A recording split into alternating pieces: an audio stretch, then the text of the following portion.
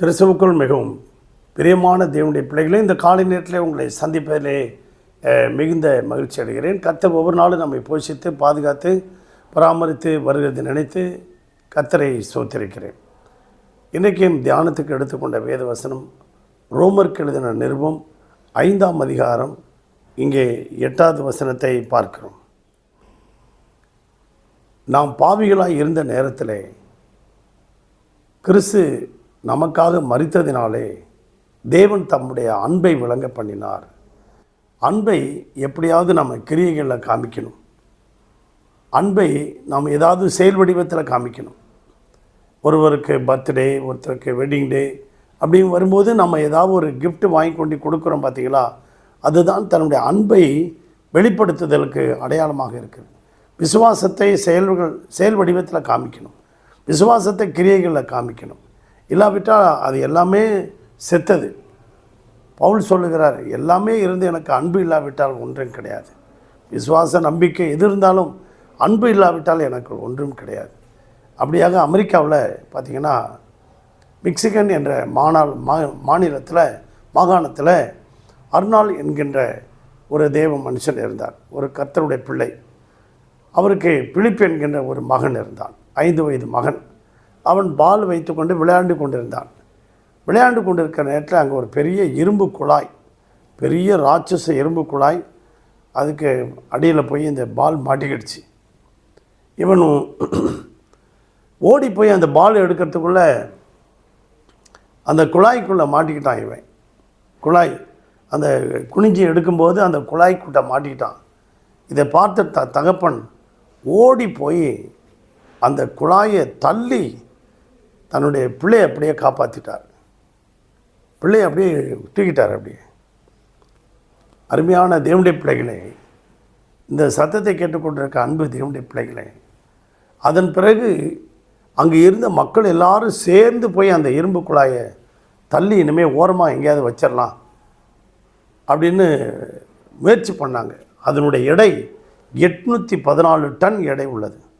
யாராலுமே தள்ள முடியல. அவ்வளோ பேர் சேர்ந்து தள்ள முடியல. ஆனால் இந்த தகப்பன் மட்டும் எப்படி தள்ளினார்? இந்த தகப்பன் ஒரே ஆள் அந்த குழாயை தள்ளி பையனை காப்பாற்றிட்டார். காரணம் என்ன? அந்த பையன் மேல் வைத்துள்ள அன்பு. அந்த அன்புக்கு அகலம், ஆழம், நீளம், உயரம் கிடையாது. தன் மகன் மேலே வைத்த அன்பு. ஆம் பிரியமான தேவனுடைய பிள்ளைகளை, பிதாவாகிய தேவன் தம்முடைய குமாரனாகிய இயேசு கிறிஸ்துவை நமக்காக இந்த பூமியில் கொடுத்தார்.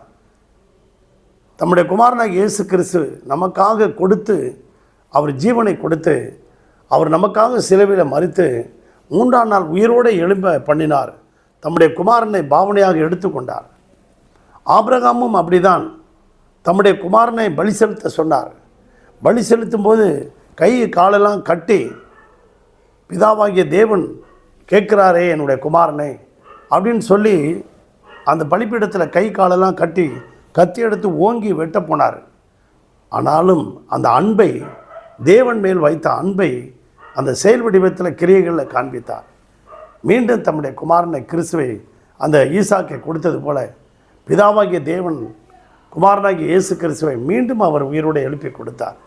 அன்பு தேவனுடைய பிள்ளைகளே, நியாயாதிபதியின் புத்தகம் 5ஆம் அதிகாரத்தில் நீங்கள் பார்க்கும்போது கானானியர் எல்லாம் படையெடுத்து வருகிற நேரத்தில் யுத்தத்துக்கு யார் போக நினைத்த பொழுது எல்லாரும் புறப்பட்டாங்க. ஆனாலும் அவங்கவுங்க போய் எல்லாரும் ரெசார்ட்டில் தங்கிட்டாங்க. ஆனால் செப்லோனும் நப்தலியும் போர்க்களத்து முனையிலே தன்னுடைய ஜீவனையும் பணை வைத்தார்கள். மரணத்துக்கு துணிந்து நின்றார்கள். மக்களை எப்படியாவது காப்பாற்ற வேண்டும்.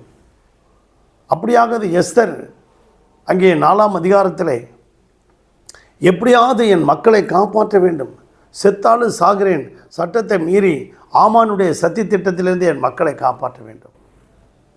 1 சாமுவேல் 17ஆம் அதிகாரத்தில் தாவீது அப்படிதான் தன் ஜீவனை பணைய வைத்து அந்த ஆட்டுக்குட்டியை காப்பாற்றினான். சிங்கம் கரடியினுடைய வாயிலிருந்து போய் அது கவ்விக்கொண்டது, அந்த ஆட்டை பிடித்து கொண்டது. ஆனாலும் சிங்கத்தையும் கரடியும் கொண்டு போட்டு அந்த ஆட்டை காப்பாற்றினான்.